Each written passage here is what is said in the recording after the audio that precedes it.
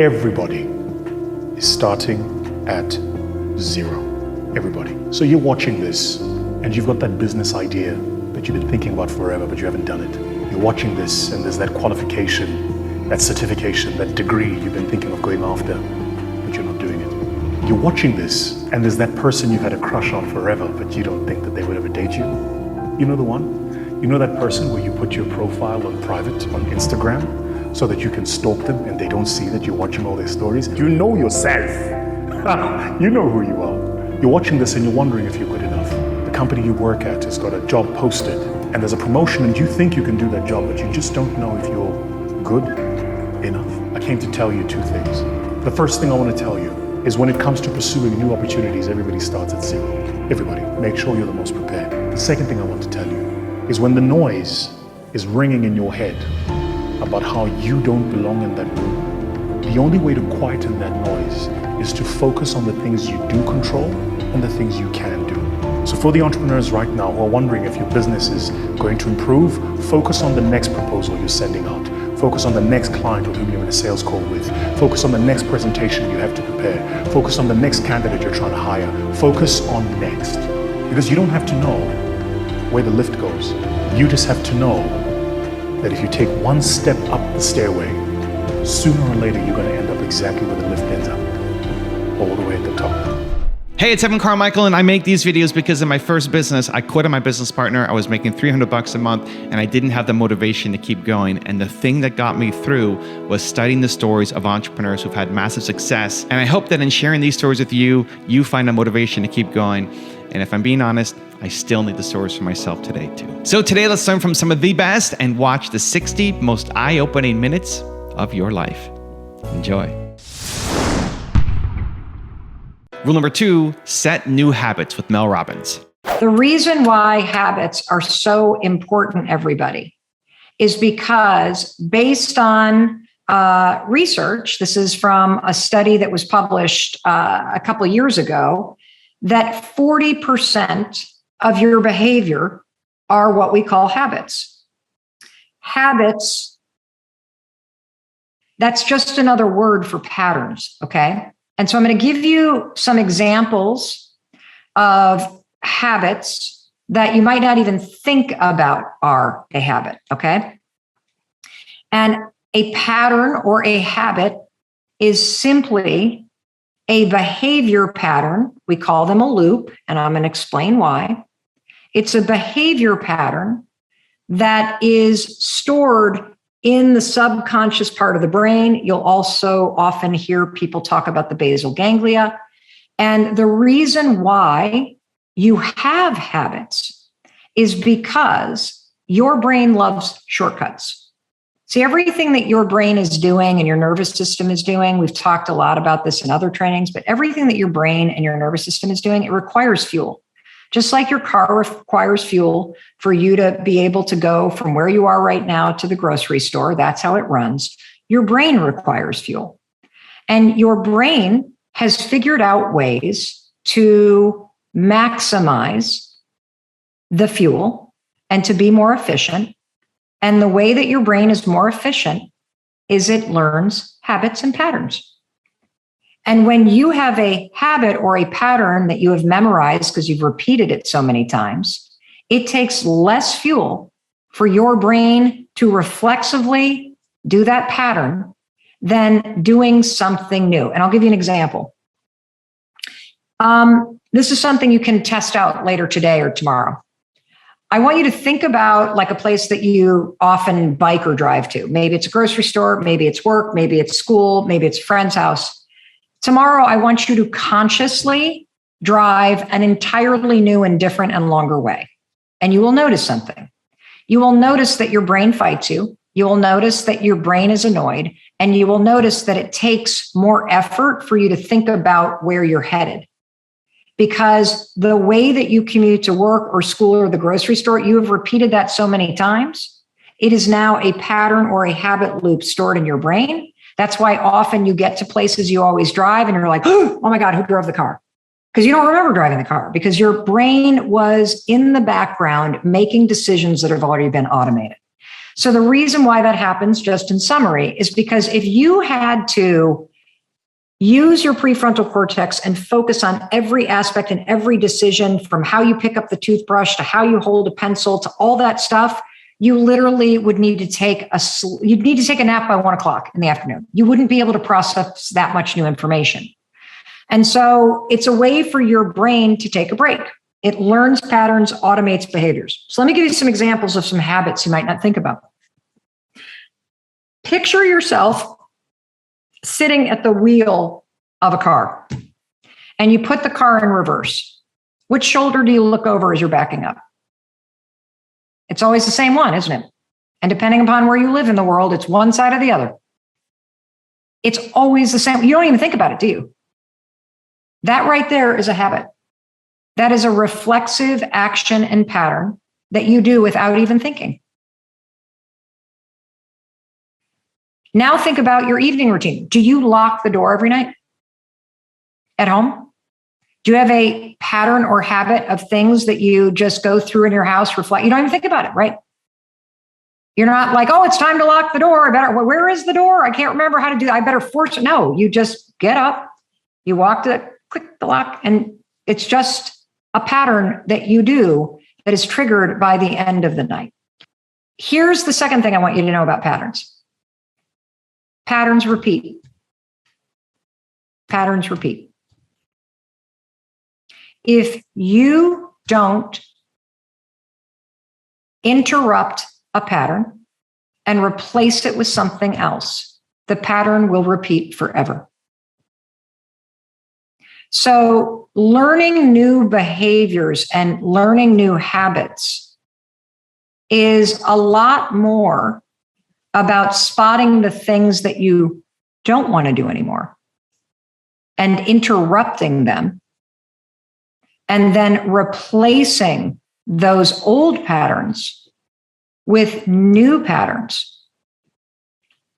And I believe that when you start to feel broken or stuck in your life, you're not broken. You have a pattern from your past that makes you feel broken based on where you want to go now. And I also believe that when you feel stuck in life, you're not actually stuck. You're just stuck repeating these old patterns. And until you catch them and you interrupt them, which is where the 5-second rule comes in, there's nothing more powerful to help you interrupt an old pattern than counting backwards, 5, 4, 3, 2, 1, to interrupt the loop. But then you have to replace it with something else. Because if you don't replace the pattern, what's rule number 1 about patterns? Patterns repeat. So you can't just break a habit. Technically, you don't break a habit. Technically, you replace it with something else. Rule number 3, be in control with Gary Vaynerchuk. Gary, I'm asking this with love. And, for me, this was a big thing. I think it was I think I'd been making content for 2 years before I introduced my community to my wife. Yes. And everyone was like, Jay, you're married? People had no idea because I just didn't talk about her because we just got married. We'd been together for a few years before that. I was like, I need to be careful about what we're going to say, where this is going, how this feels. You've recently been more open about your relationship. Yes. We don't have to go there. This is You're being very kind and I appreciate it. Because I respect you. And I'm asking it from a place of respect. I am incredibly private, as you know, Yeah, and the world knows. Because I'm going through a transition in my life, I felt like it got to a place where it was not sustainable for me to be 100% private. And so I've been a little more public. It is something that I'm desperately not interested in. Even the part we just talked about with my kids, it's not somewhere I want to go. I don't want to go. I don't want to talk about my kids. I don't want to talk about my personal. We can cut a little bit. No, I want you to keep this. Okay. And I'll tell you why. I want to remind people you're in control. Yeah. It's incredibly important and appropriate. And I appreciate, especially being very cordial for people to ask and things of that nature. But I want to remind people they're in control. Yeah. I want to provide value and put out things in my professional career. I'm incredibly private and feel that the world is entitled to what you give it. So when I watch people get upset when people get into their business, I'm like, you're giving them your business. By the way, you're leveraging your business. I don't want to leverage nor give my personal life to the world. I don't think that's the right way. Yeah. By the way. Yeah. I just think it's my way. Yeah. So the reason I have a little bit to what you're referring to is it became not sustainable because it's been a long time. And I was in a transit, it was the appropriate time. Yeah. And I needed to just get some context out there, but it's not where I'm going to go. Yeah. And that's what I was more interested by. Yeah. To me, it's not. Listen, us being together, my brain goes into maximize the value at the highest levels because we have the opportunity to for as many people are listening. The takeaway there from my perspective is you're in control. Yeah.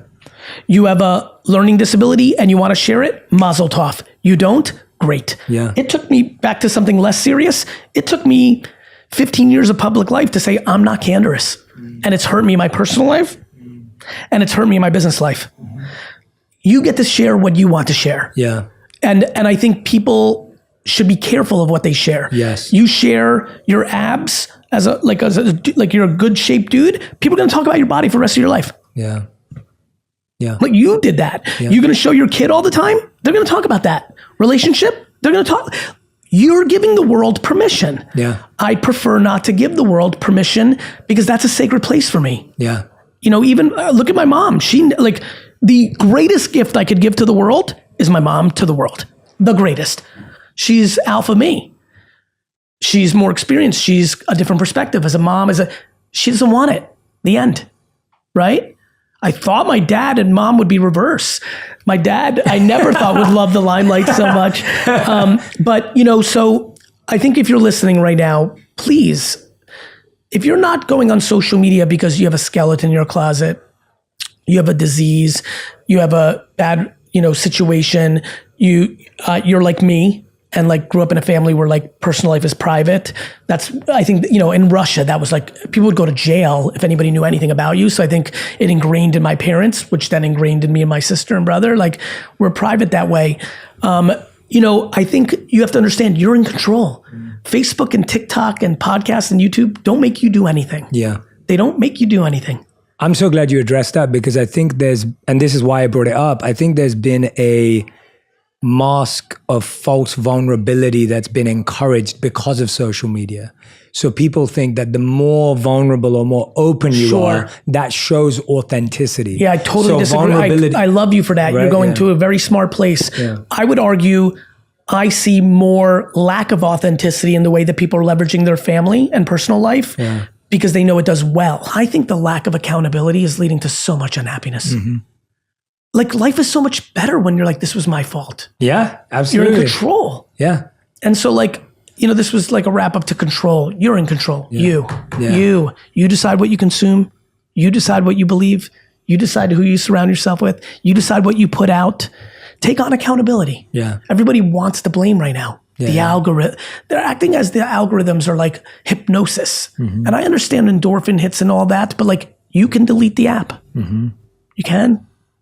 Where's accountability in this? Yeah. Right? Yeah, absolutely. We have alcohol, we have tobacco, we have drugs, we have weapons, and we have all sorts of issues, but most people play within moderation. That's on you. Yeah. And it's a tough truth, right? It's a tough truth. It's a tough truth. Especially when you're unhappy. Also, to make sure you're actually taking action after watching this video, I've designed a special free worksheet just for this video. The worksheet will highlight all of the lessons learned in this video, as well as pull out our 3 favorite learnings and quotes that will inspire you to actually do something. The worksheet will also give you space to write down what your key takeaways are and your specific plan of action to make sure you're getting results. If you want the worksheet designed specifically for this video, absolutely for free, there's a link in the description below. Go click on it and start building the momentum in your life and your business. I'll see you there.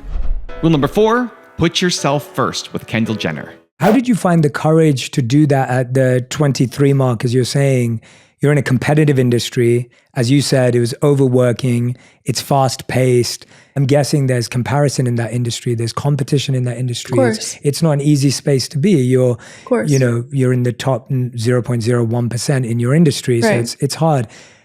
And the reason I ask this is because I work with so many people in this space, and to have the courage to say, no, I know that if I sort this out, then all of this is going to be just fine. that actually takes more courage than we recognize. We realize that when you have nothing, then there's nothing to lose. You can actually have a lot of courage. Right. But when you have everything and there's everything to lose, and a lot of the time, at least what I've heard in town is, you know, older managers and agents, and I'm not saying you have any of this, but people that I know will be told, well, hey, if you don't do this, like, you'll be forgotten next year, or, you know, your career's only going to last another 6 months. How did you have that courage to say, no, I need to do this? Like, where did that come from? And I think that it's like, I've never thought about it that way, to be completely honest with you. I just knew that if I had gone any further, that I was going to lose myself. I was on the teeter-totter edge of that point where, had I gone any further, I was probably not going to be great. It was so important to me to feel good that I just knew that it was something that I had to do. And I can't say, like, you're absolutely right. Like, there were so many people around me that had told me not to say no, and told me not to say no, told me not to stop. I fought my way out of it a little bit because there were people that had worked for me that, you know, didn't want me to stop because it might have benefited them. Of course. But I got to that point and I just knew I had to do it. And I don't know. I don't know how to explain it, I guess. Yeah. It was just such an unbelievable sensation that I had, where I knew that if I do this, I'm going to be better for everyone. And I'm going to be better for myself, which means I'm going to be better for the people around me. And I have to do this. And so it wasn't really, I want to be able to live with happiness. God forbid any of this ever went away. And I think that was a big moment for me of being like, I'm going to be okay if I don't get this job tomorrow. And I'm going to be okay if I don't get that job in a month. If I have to take this time to do whatever, things will come. Everything's going to work out the way it's supposed to. And I had to trust that. So. Yeah. Well, to me, from the outside, and it's beautiful that you didn't see it in yourself, because that almost makes it even more wonderful. But the idea that, to me, from the outside, that's a lot of courage. Yeah, thank you. It takes a lot of courage. It takes a lot of vulnerability and openness, and it takes courage at every level, whether someone's thinking about quitting their job to do something they love, or whether someone's trying to relocate their family and doesn't know how, or whether someone like you is feeling success but then going, well, wait a minute. And I think in the past few years, we've seen athletes and musicians and actors and people in all creative industries step back and say, well, I need to put me first. Yeah. And I think that that's empowering, because I think we hear about burnout in work culture and corporate culture so often. For sure. So what was it that you started to do at that newfound time at that time? Like, was the curiosity always there and now you could actually follow it? It was. Yeah. It was always there. And I had a lot of people coming to me telling me about meditation and how it changed their life, and therapy and so many different things. And I was a bit overwhelmed because I was like, oh my God, what if this is going to suit me? I think it's a very personal experience. Absolutely. I think everybody has a very different version of all of that stuff. And so it was a little overwhelming. So I think I really just took the time to be off for a second. It was even the little things. It was like being able to go to my friend's birthday party, which I wouldn't have been able to go to before because I was working a lot. I love hearing that, because I think it is those simple things, like, you know, giving yourself that space, whatever it is that you needed to do. Yeah. When you needed it. And like you said, sometimes it's like, that's when all the subscribe buttons come up in front of you and it's like, try this and try this. And it's like, well, no, let me just take my time. And it was also, now that I think about it, 23, I'm 26. I've had my horse so around that time is when I bought the horse that I have now, who is I jump her, and I have 2 other horses, but they're like retired. So I don't really ride them the same way I ride her. So yeah, I guess it was around that time too that I was like, I'm going to do this because I love this. And like, I want to get back into it. And this is what I've loved my whole life. So it was around that time that I feel like all of that started happening, and I bought my horse, and I started taking more time for things that made me really happy.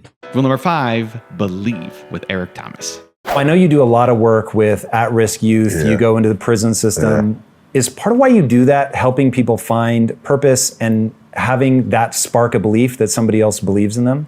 Yeah, but a part of that is feeling this, I owe pastor and I owe all the people that sort of helped me to get from where I was to where I am now.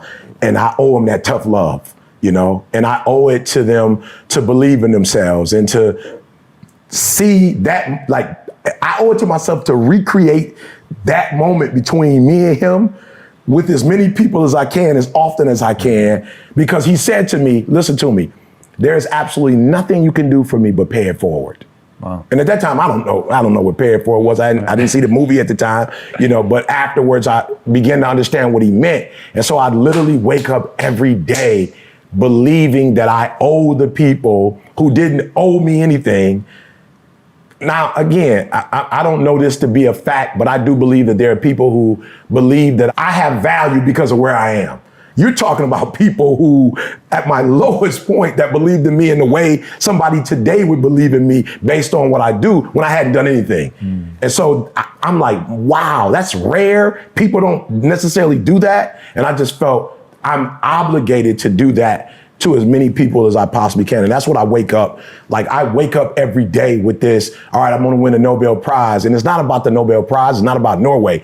It is about if LeBron and Michael Jordan are playing for the finals and Gretzky is playing for the Stanley Cup and somebody else is playing for the pennant, like my pennant is the Nobel Prize, because you don't get that without helping millions of people get from one place in their lives to another. I want to talk about this idea of getting people to believe in themselves. The fact that somebody could look at you, and one thing that I find interesting, and I don't know what you think about this, I imagine that meeting you at 16, you'd see that glimmer of like, whoa, this person can be something. Yeah.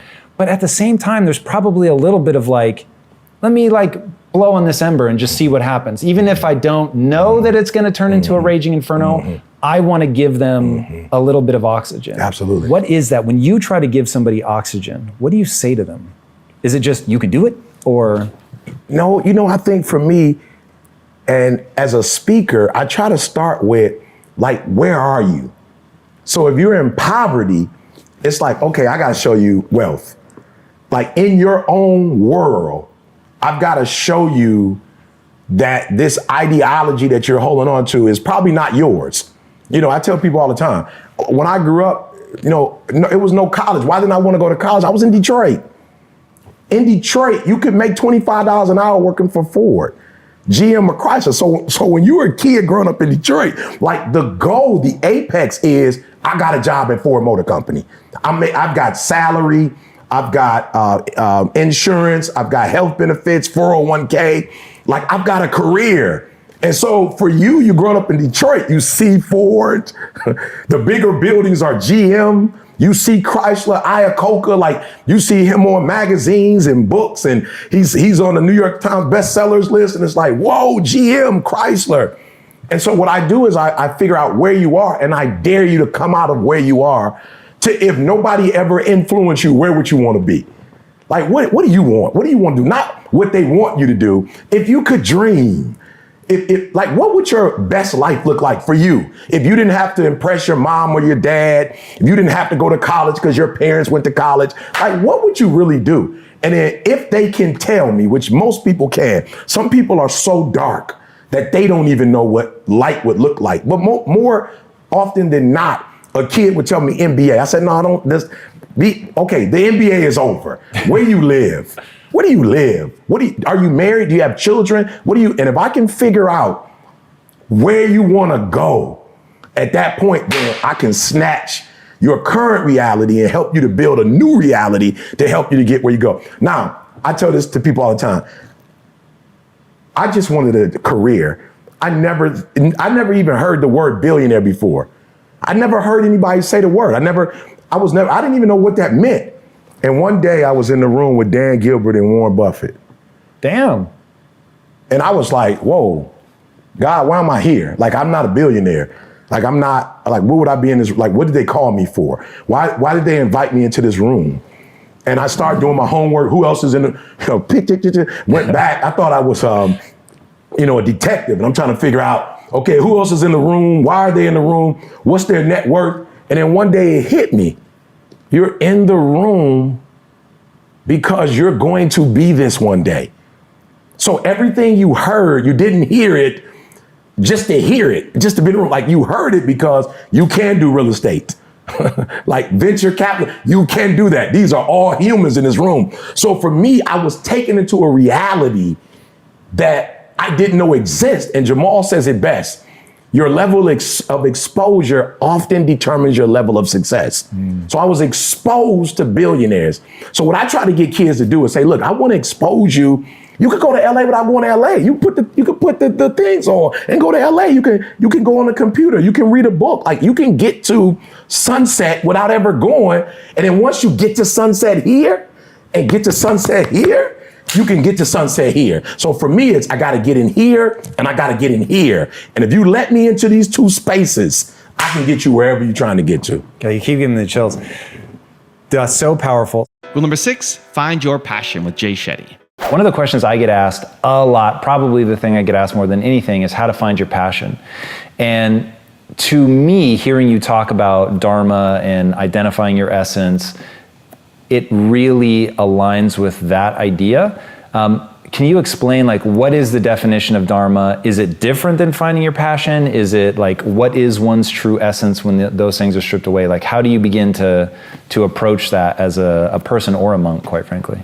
So yeah, the word Dharma means a lot of things, and it's always hard to translate ancient Sanskrit words into modern day English. But the closest two definitions are your true nature and your eternal purpose. So it's almost like this is something that's already existing. It's already almost part of your DNA and part of your makeup. And it's allowing that to be completely unleashed. But I break it down in the book to make it really simple, because just like you, the amount of people that say to me, Jay, what's my passion? What's my purpose? So I use Dharma to be described as the word purpose. And then I create this formula or this mathematical equation for how to unlock purpose. And to make it simple, and obviously people can dive into the book and do the questions and everything else that's in there, it's passion plus strengths plus compassion equals purpose. And I'm going to say that again because I love to break it down, because I'm going to break each of these down for you as well. That passion plus strengths plus compassion equals purpose or dharma. And this is also similar with the concept of ikigai in the Japanese terminology, which is reason for being. So you find these in a lot of ancient traditions. But now let's focus on the word passion. How do you know what your passion is? So to break it down, I've been thinking that purpose is like an adult, passion is like a teenager, interest is like a child, and curiosity is the womb.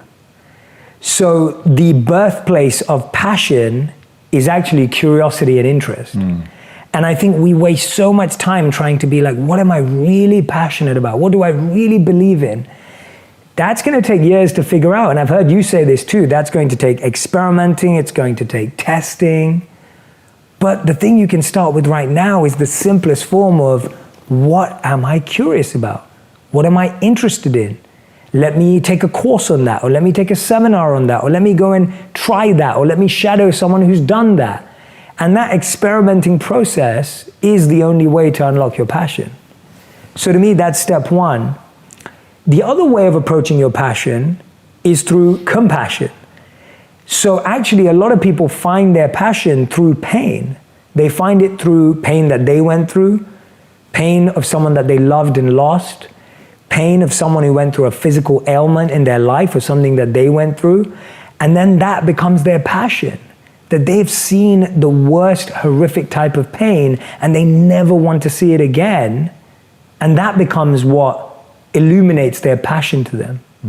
And so compassion is another way, and actually sometimes a simpler way, because we all know what pain we don't want to feel again, and we all know what pain we don't want someone else to feel again. Why do you think so many people struggle with this? And why do they struggle so much to find the answer for themselves? To answer in that order, I think we care so much because deep inside of us, we know that meaningful work has a reward. And I think we know that because we know that meaningless work has no reward. And I think everyone at some point in their life has done some form of meaningless work. Whether that was you tapping away on the buttons in a corporate company, whether that was you doing paperwork and filing an admin for that office job you did one summer, or whether you were flipping burgers and doing, frying fries or whatever it was. Like, everyone's done something that didn't satisfy them.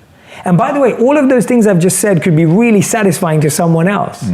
And that's the crazy thing about passion, that it's not linked to a particular activity for everyone. It can be completely different. There's a great study from the Yale School of Management that I talk about in the book. And Amy Wrzniewski and her team tried to find work that they thought would be considered challenging. And they found that they looked at hospital cleaners and hospital workers because they thought that might be some of the challenging and sometimes the filthy work that people may have to do. Can you imagine like cleaning up after people pass away, or cleaning up after they just like urinate or whatever it may be? They're cleaning bed sheets, they're cleaning toilets. And so they asked some of the people that worked in these hospitals to define their job. Most of them, as expected, said meaningless, insignificant, low-skilled, and basically they read their personnel manual. The interesting thing is they asked the same question to people, different people doing the same job. But this time the answer was different. These different people doing the same job said that they did highly skilled work, it was highly fulfilling, and they saw themselves as healers, they saw themselves as carers, and they saw themselves as transformative in the healing process of their patients, because they saw themselves in connection to someone actually recovering and being better. And rule number 7, the last one before some very special bonus clips, is have faith with Ed Milet. You bring up your love for the Lord. Can you, I know this is personal, you haven't shared much about this publicly, but can you share a little about your faith journey? Sure. That was the hardest chapter in the book to write. I told you this because I didn't want to offend anybody or put anyone off who has a different faith, because I admire and respect people of all faiths. And I don't like when I believe religion becomes judgmental, or, hey, I know something you don't know, or I'm right and you're wrong. We're talking about faith here, right? Yeah. So it's something that I really can't stand. And I, by the way, I'm a Christian. I also think sometimes I have this feeling that sometimes organized religion, our friend Erwin likes to say, organized religion sometimes gets in the way between people and Jesus. So there have all these thoughts about that stuff. But for me, there's one conclusion that, you know, although my earthly father was an incredible man and, you know, turned things around, my heavenly father was always present. And when I went back and looked through my life as I got a little bit older, there was one presence with me all the time that truly got me through all those times. And even though I may not have known he was there, he knew I was there, and he was there all the time. And my faith gives me, I mean, such tremendous comfort and peace. I always say I want more peace in my life, and what I really mean by that is I want more time to have my relationship with God. I have a relationship with God, though, which means that it ebbs and flows. Sometimes it's better than others. I actually think questioning and asking questions about your faith is healthy, because it helps you dig deeper and find more answers. But my faith has been the center part of my life. I can only conclude that there's an incredible, powerful, and loving God that's helped me reach all these conclusions and given me this journey.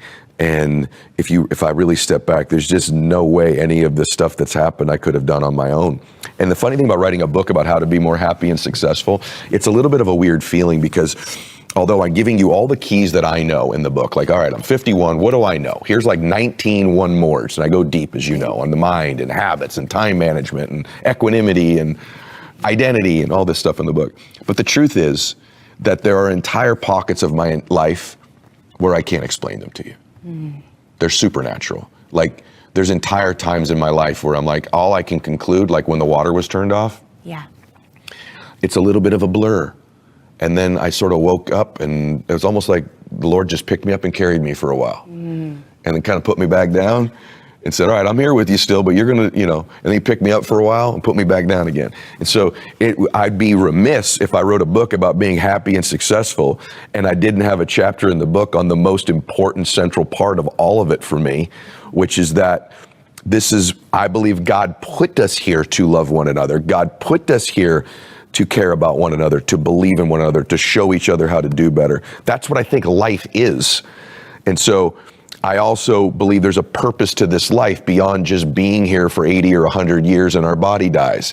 How do I know that? I know that from my dad. I know that from his dad. And so my faith is the most important part of my life. I don't have a life without it. That's just the truth. None of this matters without it. And the most powerful thing ever for me is like those two babies of mine, Max and Bella, I love them more than you could possibly imagine loving two human beings. And to think that the Lord loves me even more than that, and loves you even more than that, and loves someone listening to man, that's powerful. And the last thing I'll say is, I believe in energy. I believe in science. I'm one of these crazy Christian people who believes that there's vibrational frequency. I actually believe in all that. I just happen to believe a creator created all of that. But I'm not a dummy. You and I are great friends because I love your frequency. I love you. I love the energy I feel from you. I think you like mine. Like, we all respond to energy. So I'm a diverse believer in that sense. I'm just a devout Christian in the main sense. And so I had to write a book. I had to put that in there. Do you ever doubt your faith? I have. I've questioned it. I've doubted it. Sure. When you see your father suffer like that, Lord, what are we doing here? Right? Or you see a tragedy in life, there are some things that just there aren't answers to. But I can tell you that there was a lot of things about my dad's suffering that served other people, including me. And so as I've been able to take away these keys in my life, I think the truth is that I don't believe I doubt my faith anymore to the extent of whether it's true. I doubt my depth of understanding of it. I doubt my sometimes I doubt I wish I could become closer. I regret sometimes in life, if I'm being honest, that I think a lot of us feel like I'm going to really get around to pursuing my faith more aggressively when, when, and that time never comes. And so it was many, many years ago, I went, no, that time is kind of now. But even having said that, there are things about me, this calling on my heart, that I feel like I want to get closer. I want to get closer. And so the doubt part probably has changed from doubt of whether I believe what I believe, which I once have had, to more understanding and knowing more than I know. And so that's probably the doubt part. For people listening that maybe they, don't have faith in their life, but they actually want to, but they just doubt God exists, right? And they just want to maybe take like a step towards seeing if they can incorporate faith, whatever that faith may be, by the way, into their life. Like, what do you say to them? Well, that's a great question, and I get asked that a lot. So the first thing I would say to you is the fact that you're inquiring about it, it's been calling on your heart. You wouldn't have this calling on your heart unless there was an existence of something you want to know more about. So the fact that it's a calling, no one put that there. That was there from your birth, and so you're trying to come home. And what I would say to do is to get quiet and to get still. And in stillness and quietness, there's a lot of answers there. And if there's somebody that you admire, I would say go have a conversation with them about their beliefs. Someone that's non-judgmental. There are great books. I mean, depending on the faith you're going to pursue, if you were to pursue my faith, I could certainly recommend some very specific books that helped me.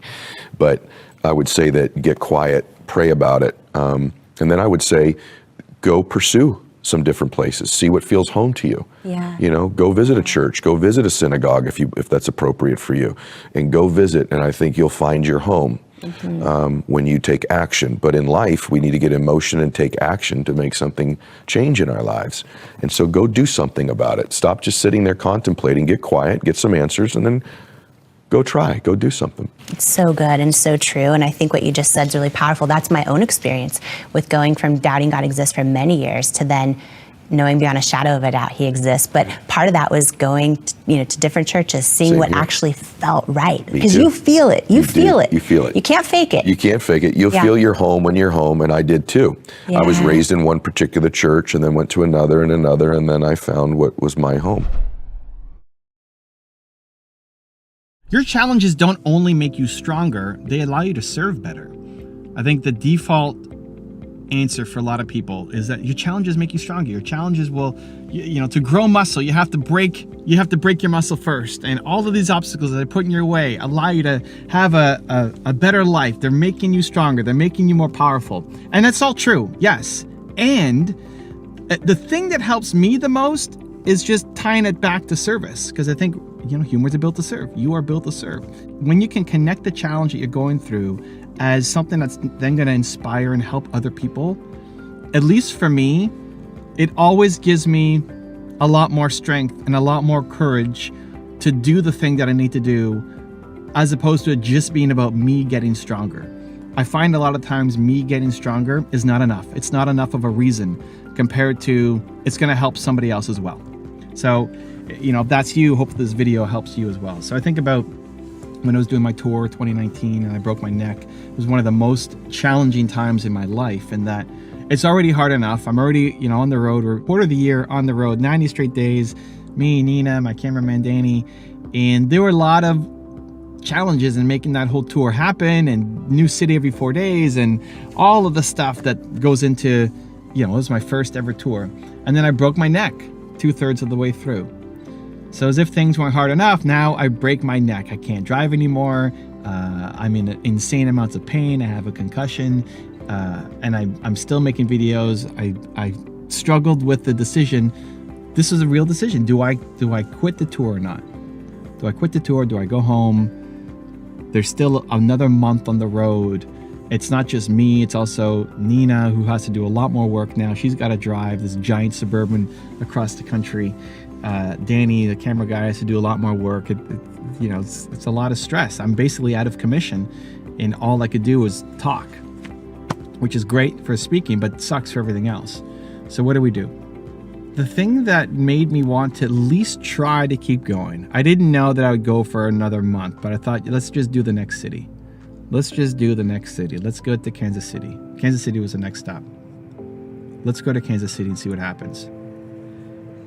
What got me through it was thinking about somebody in the audience, thinking about one of you guys who was struggling with something physically. Up until that point, I dealt with a lot of mental issues, mindset issues, things like believing you're not good enough, lack of self-worth, you don't have a message to share, imposter syndrome, all of those things, right? Even here, we're filming, we're about to go through a car wash. We're next, so we're probably gonna get some crazy noise. I have to talk loud. I used to be so worried about that stuff that I wouldn't film. Like, I can't film going to a car wash, the noise, whatever. Now I look at it as opportunities. Like, let's go. Like, that's not a good enough reason.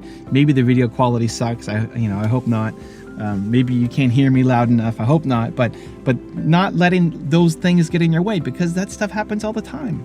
Like, that stuff happens all the time. And look, we're next. You guys can see it says car wash. We're next, depending on how long that guy ahead of us takes. You might see it in this video. I dealt with a lot of those mindset issues, those lack of belief issues, those worthiness issues, and I battled them, and I've been through them, and have a few lessons to share. And over the years of me trialing and failing, and 20 plus years of doing this, my hope is to make the path a little bit easier for you, so that you don't have to struggle as much as I did. The path can be a little bit sooner, a little bit faster, a little bit less painful, right? But I'd never been through anything really physical. Thank you. I've broken my toe. I remember breaking my toe and then going for a run, and I was doing an Instagram live at the time. It was like a light run, fast jog, and my toe was hurting so much, and I just kept powering through it. Then later realized I broke my toe. But that's not really anything major, right? For somebody who's going through something physical and major, it's like, you broke your toe. Come on, it's not a big deal. And so I never felt like I could serve or push people who had a physical limitation, had a physical kind of injury, because I'd never gone through it, and I don't feel right pushing people on things that I haven't experienced in some form myself, right? So here I am, 2019, now I break my neck. Now I have a concussion. I'm in more pain than I've ever been in my life. Concussion, if you haven't been through it, is just devastating, because it's not just the physical pain of not being able to move your body and, neck, and potential having spinal surgery, which is crazy scary, but also not being able to think clearly. For me, I value that a lot. Like, I love thinking, I love problem solving, and not being able to think clearly and just be a vegetable on the couch all day was devastating. So getting through that, and then deciding I'm gonna keep going. I'm gonna at least try for the next stop in Kansas City. Why? Because if I can get through this Yes, it's a challenge that will teach me and make me stronger, and I have a lesson that I can learn from it. But if I can get through this, then hopefully it can serve as an inspiration for other people who are going through something physical as well. That it's not just a mindset issue, but they have physical limitations. You know, the first night in the hospital, I was, a train wreck. Then I came home and to our Airbnb, they let me out of the hospital. And I remember two specific moments. One, trying to get into the car. So we're at the hospital, I get discharged, I'm excited, go home, fresh air, oh my gosh, it's amazing. And I have this neck brace on, I can't move, I have very low flexibility, and I'm now the passenger. I'm not allowed to drive because I can't turn my head. So Nina has to drive. And I'm in the parking lot of the hospital, and I'm trying to get into the passenger side. I'm in the passenger seat right now in my car. I'm trying to get into the passenger side of the car, and I can't. And it hurts too much. And I get to the point where I have one foot in the car and one foot out of the car. And it's a Suburban, so it's this giant step up to get in. And I remember I was in so much pain that I couldn't go forward into the car. I didn't have the strength. And every time I lifted off, it killed everything in my body. The whole, like all my back up into my neck, everything was in massive pain. But I also couldn't get back down, because that was hurting too much too. So I was stuck in this limbo of I can't go forward, I can't go back. Nina's trying to, push me up to get me in. And then I remember just crying. I'm in the parking lot of we're going to the car wash. I'm in the parking lot. I'm gonna have to talk louder. I'm in the parking lot of the hospital and I'm crying out of frustration.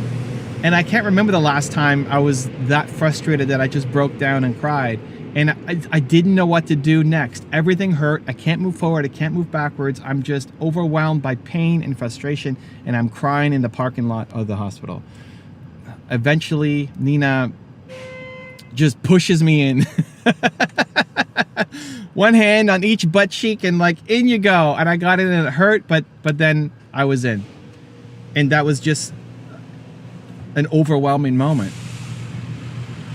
And then I remember that night, here we go, car wash. That night, I can't sleep. It's terrible. I've got, neck brace on. I'm not used to sleeping with it. I'm in massive pain, and it's 3 a.m, and I have to go to the bathroom. And so I'm sitting, I can get myself to sit up. They taught me in the hospital how to push yourself from lying down to sitting up. Ooh, look at the foam. Look at that, guys. How to go from lying down to sitting up without hurting yourself too much, like minimizing the pain as much as possible. So they taught me how to do that. So 3 a.m, I have to go to the bathroom. I get up, I push myself into the seating position. I'm starting to feel dizzy. I have a concussion, right? I'm starting to feel dizzy. I can't see anything because it's really dark. And I'm worried that if I stand up, I might fall over. How I got the concussion was I fainted. I fainted, hit my head on the wall, and then cracked the back of my neck open. I'm worried that if I stand up, I might faint and I might fall over again. And Nina's asleep next to me. Look at this. Were you sleeping on the floor? Nina's joining in. Nina, Yeah. you were on the bed. I was sleeping on the floor. Were you on the floor? That will wake you up. She was afraid she was going to wake me up. I mean, bless Nina's heart. I mean, she had no sleep during this whole time too, right? So she's asleep. It's 3 a.m, and I don't want to wake her up.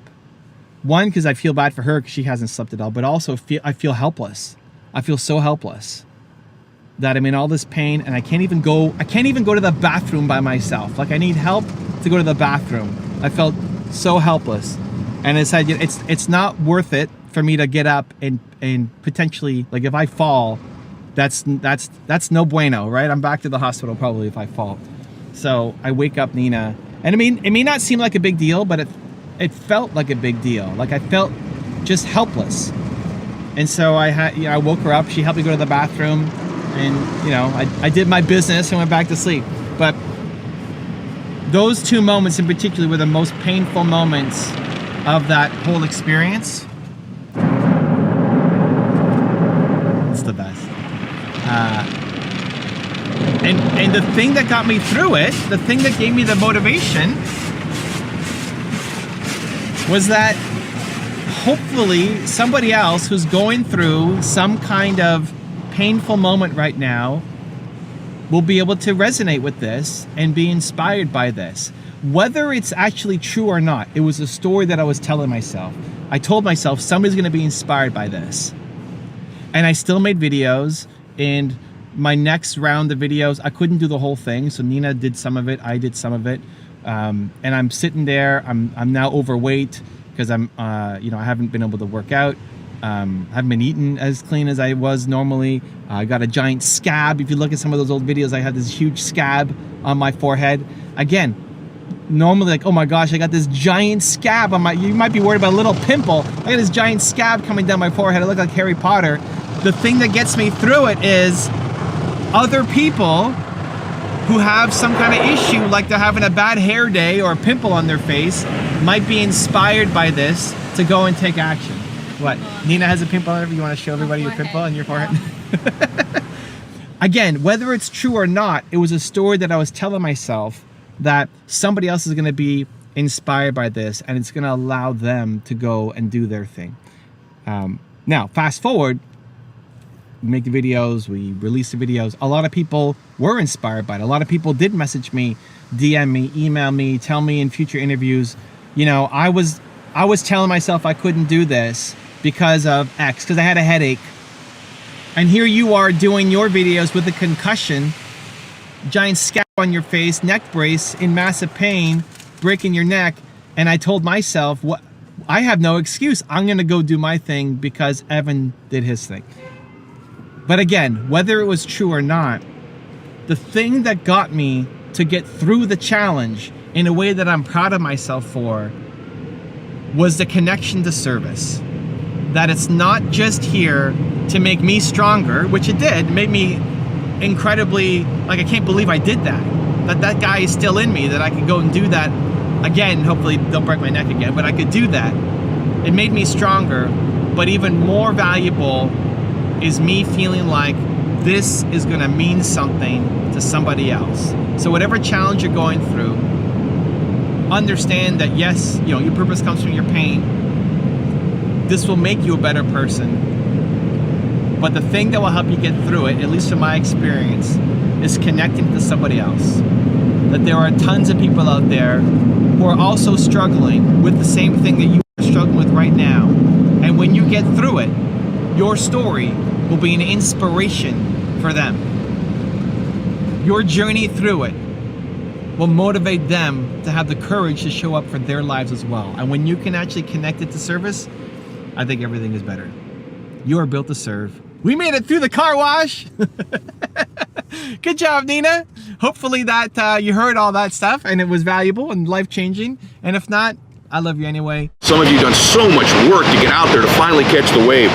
Any of you ever caught a wave in business or a wave in the ocean for that matter? You catch a wave in the ocean, you know what that's like, a perfect wave or a good wave. All of you probably done at least a little one, and it's almost inexpressible, isn't it?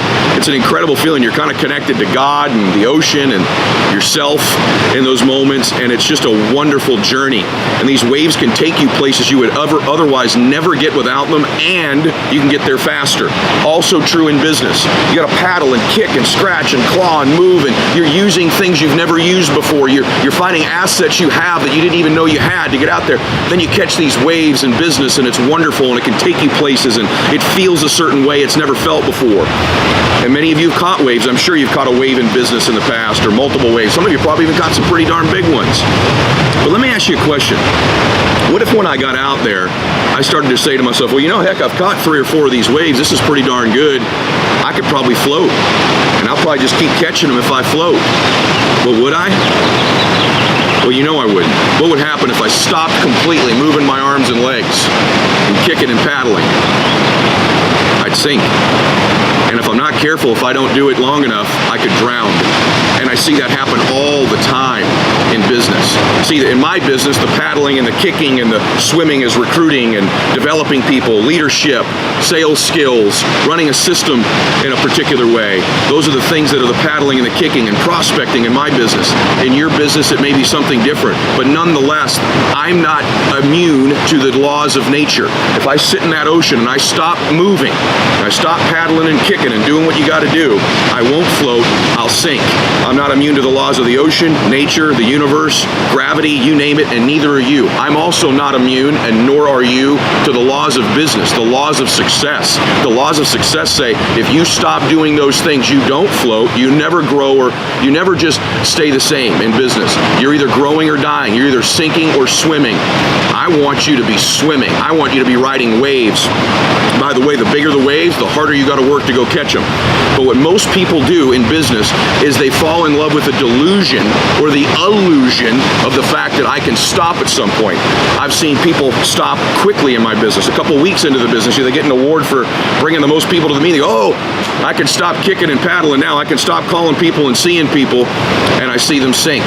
I've seen people a year or two later get a promotion to a certain level, and they go, oh, now I can stop paddling and kicking, and I'm going to float and keep riding these waves, and I've seen them sink. And sometimes I've seen them drowned. And that's a sad thing to see someone drowned and go out of business just simply because they fell in love with the illusion and the lie that they can float and stop moving. I've seen it happen 5 years in, 15 years in, 20 years in, $1 million a year, $2 million a year, you name it. I've seen it when they've developed a bunch of people and when they haven't. You'd say, well, yeah, that's not true. I mean, not everybody sinks. I mean, I have friends, heck, in my own business who they've stopped paddling and kicking and they still ride a wave or two here and there and they're pretty happy. Really? Are they really happy? Will they ever know what it would have been like to ride the biggest and best waves of their life? The answer is no. If you stop paddling and kicking, you'll never know where you could have gone. More importantly, you'll never know who you could have become. See, the people who paddle and kick forever and make that decision, they've got a chance to become the highest version of themselves, the highest expression of themselves, which I think is what life's about. See, the champions in fitness, in faith, in the water, in every area of life, make a decision early that they are about the paddling and kicking because that's the ticket to the biggest, the next, and the biggest waves of life. Life isn't about catching a few and stopping. Life's about the next wave. Ask any surfer. They're chasing the next big wave. They're chasing the great one. And once they catch that, they want to chase another one because it's about being out there. It's about being in the game. It's about riding the big waves. It's about finding the highest version and expression of you. And I want to challenge you to do that in your business. I want to challenge you, see, the great ones decide. See, the average, they look for reasons. They look for reasons to stop paddling, kicking. Oh, now I can. Oh, now I can. See, the champions don't want those reasons. The champions want to keep paddling and kicking to ride the big one, the great wave of their life. And I think you'd agree with me that life can only get better if you'll keep paddling and kicking. Please don't stop. Please don't fall in love with that lie. And know the truth, that the winning way is the way to keep paddling and kicking.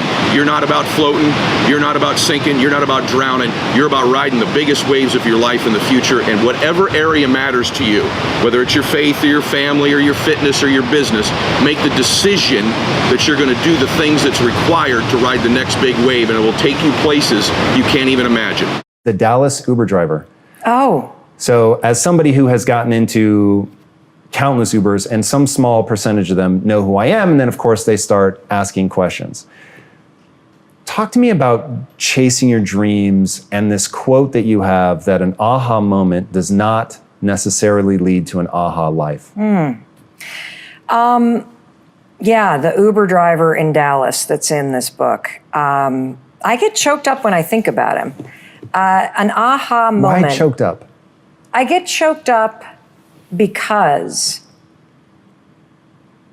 what happens for me every single day is, and you hear from people every single day, you've got millions and millions of people that are inspired by, empowered by, impacted by your content. There are people out there that use your work as a lifeline, and it is humbling. And what I am really present to in the work that I'm putting out, in the stuff that I'm sharing, whether it's my failures or the things that I'm using that are helping me in my own struggles, is just how much people are holding themselves back and how much pain people feel. Because most folks know what they dream about and what they want. And yet they're spending all of their time and energy arguing against what they want. And so you can have all these epiphanies. I hope that when somebody listens to our conversation and watches this, that they have a massive aha moment. But it's not going to mean shit if you don't take action and do something about it. The aha moment is the door that opens, but your new life does not begin unless you step through the door. And most people, and that's what was so kind of, the simple idea of high-fiving yourself, of encouraging yourself, of supporting yourself. Most people, when you have an aha moment and the door to your new life opens up, instead of going, I got this, let's go, and high-fiving yourself to step forward, most of us go, I don't know if I'm worth it. I don't know if right now is the right time to do this. I don't think I'm good enough. I've failed so many times, I can't go through that door. And that's the problem I want to attack right now. That there is somewhere in your life that you know what you want. You can feel it pulling you. And you are actively arguing against it. You're bringing yourself down. You're beating yourself out. Like, people will cheer for you and me. They won't cheer for themselves. I'm the same way. And so this Uber driver, the story that you're talking about, I get into the car and we start driving, and I'm on the phone as we're driving, and I'm having a conversation with somebody about this daytime talk show that I launched, which was a dream with Sony Pictures Television, and then was promptly fired after season 1. It was a huge failure because we didn't make it to season 2. Huge failure in real world terms. Right. Massive success when it comes to the timeline of my life. And so I'm talking to this person about the talk show. I hang up the phone and this Uber driver comes alive. He's like, oh my gosh, I can't believe you're in my cab. And I'm like, why? And he says, because I want to talk to you about something. I think you can help me. And I'm like, great, how can I help you? And he says, I have a dream of being a Oscar-winning actor and creating opportunities for other Black and Latino men to do the same in acting. And I'm like, freaking fantastic. What the f are you doing in Dallas? Right? The guy's 25. And so I go, the game is in New York and LA. I mean, sure, you can act, you can write stuff, you can be here in Dallas, but why are you not in LA? Why are you not in New York? And he's like, you're right. I need to move to LA. I'm like, why not? And he says, I have $700 in my bank account. And I'm like, that's freaking fantastic. You have $700 in a car? Dude, drop me off and get driving. What are you waiting for? And so we have this whole conversation, and I write about it in this book, where I am actively arguing for his dream, and he is actively arguing against his dream. And what is so sad is throughout this conversation, Tom, he's like, you're right. $700 could get me there. You're right. I am only 25. You're right. If I keep thinking and thinking and thinking and thinking about what I want to be doing, I'm not only going to drive in circles, my whole life is going to spin in circles as I think about what I want and I don't do shit about it. And then you are going to find yourself not at 25, but at 45 or 65. And you're going to be so filled with regret that you never put a bet on yourself. And so this conversation ends with him declaring that he's going to go to California and me giving him a bunch of tools that I talk about in this book. And the point of the story is, does he move or not? I don't know. The point of the story is it's so easy to see what somebody else should do. It's so easy to cheer for somebody else. We all do that, right? We cheer for our favorite sports teams. We follow our favorite influencers and authors. We plan birthday parties for our friends. We take on extra work from our colleagues. We support everyone around us. We do not know how to do it for ourselves.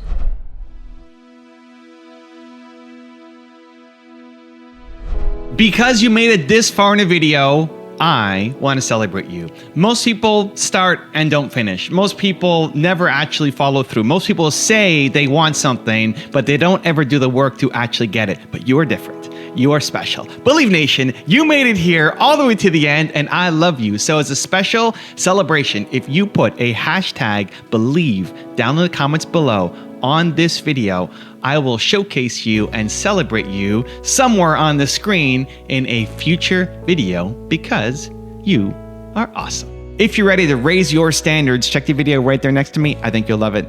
Continue to believe, and I'll see you there. And in emergency, you tap all of the body's resources for some threat, whether it's real or imagined. And so then when you're releasing all of these chemicals, we are literally drawing the body's life force and turning it into chemistry.